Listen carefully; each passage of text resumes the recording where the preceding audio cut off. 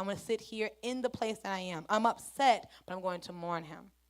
Martha even tried to help Mary. She went back for her sister secretly, the Bible says, and says, the teacher has called for you. Jesus didn't call her at all. Jesus didn't say nothing about Mary. He didn't say, how are you? How is Mary? He didn't say anything. He didn't even speak to them. At first, he just got there. Martha was the first to say something to Jesus. And her first thing was, outside of, Lord, where were you?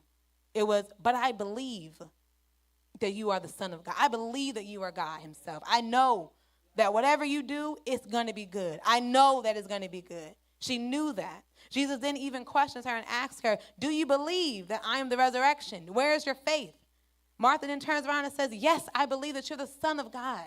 I believe that what you said you're going to do. She had no idea what Jesus was talking about. No idea that, yes, she's thinking, yes, my brother will get up with the resurrection. Yeah. But it's not even more than that. When Jesus presents himself as I am the resurrection, she doesn't even say, well, God, what does that mean? I mean, you just said, I hear you. But no, she doesn't say that. She blindly trusts in him, blindly believes. Her faith becomes elevated because she says, you're right, you are the resurrection. And she met resurrection in her faith by having that conversation with him, which is why she left and ran to get her sister. She said, Mary, you have to come because the teacher is here. And yet Mary came unwillingly. So again, when we think about the time, we had Martha. She left. Mary is still crying on the floor. She weeping. Martha done left. She done went 40 minutes. She done went to Jerusalem. She had this conversation with Jesus. All about 3 minutes. Okay, about 3 minutes of that, what I read it. Then she turned around and said, I got to go 40 minutes back home and to get my sister because she got to see this too. She goes back 40 minutes to turn around and come back to Jerusalem because Jesus was still at the place where he saw Martha. Jesus ain't leave. He said, I'm going to let you go 80 minutes to me and back, and I haven't left where you were. I know you're going to get your sister.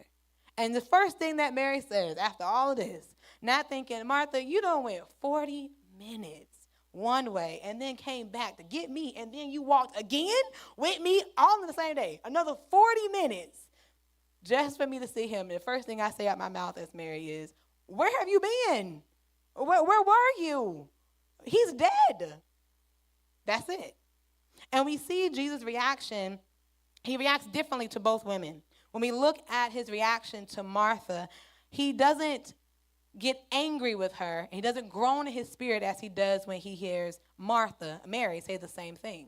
Martha and Mary said the exact same thing. Lord, where were you? You should have been here. They say the exact same words. But the difference is Martha's words, she continues to speak. She continues to say, but I believe. She declared her faith without knowing. Mary, on the other hand, said, I'm not saying none of that.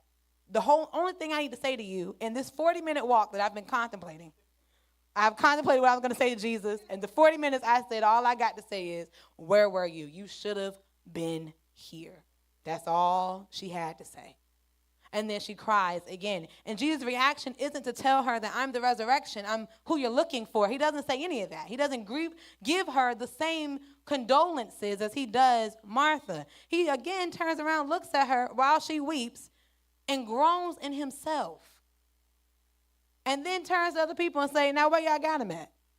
didn't even acknowledge. She's still on the floor weeping. And he says, okay, that's enough. Where is he?